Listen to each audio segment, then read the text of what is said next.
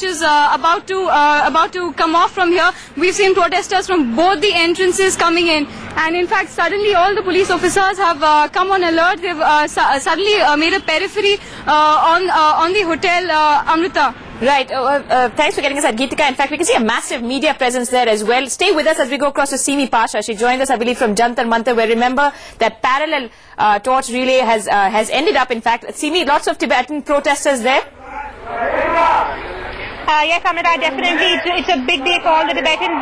The protests that have been played out in the capital for the past 2 days. Past 2 weeks, today is the culmination of that effort. All of this, they're moving around in a very synchronized manner. The torch run, the parallel torch run that started from Rajpath in the morning, culminated at Jantar Mantar today. About 1,500 Tibetans participated in the run.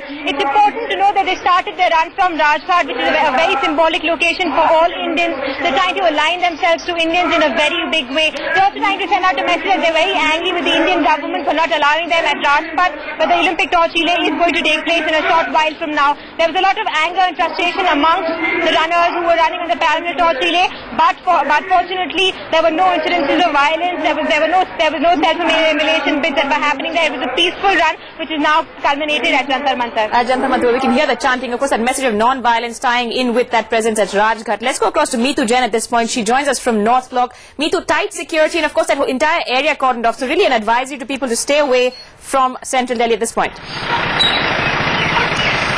In fact, people have not only been asked to stay away, they've been asked to stay away from doors and windows of these buildings overlooking Rajpath. You can see the kind of the nervousness that the government is really facing at this point of time.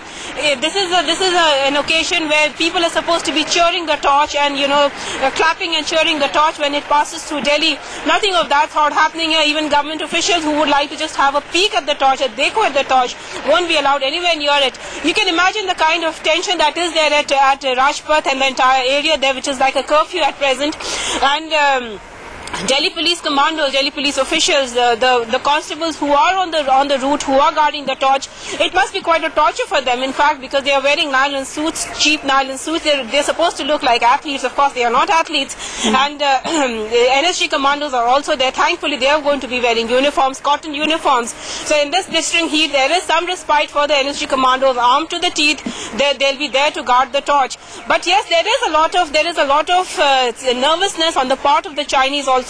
They want everything to go smoothly, and at the same time the Tibetans, who have the biggest presence if they're anywhere in the world, it is in India. They really have to have a show of strength here. They have to, whatever they do, it has to be, the biggest show has to be in Delhi, in India. And so it is really a fight between the Tibetans on the one hand and the Chinese and the Indian presence on the other hand. Also remember the fact that just yesterday in Islamabad the torch relay went off absolutely peacefully. Right. That's something for a message for the Indian government. At the same time, that just like in Islamabad, even here in India, the torch should go off peacefully. That's the kind of message that is coming out from Pakistan.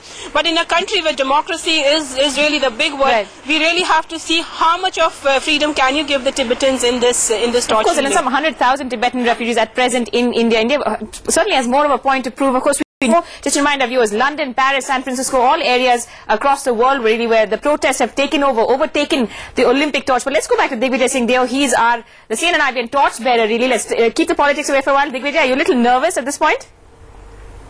Yes, very nervous. Actually, they just served lunch and I couldn't have much because a lot of goosebumps at the moment, because I was speaking to a couple of people who actually carried the torch last time when it came to India. And they were saying how when you're running at that moment, you actually can't feel anything. There's this numbness of the mind because you're actually carrying the Olympic torch.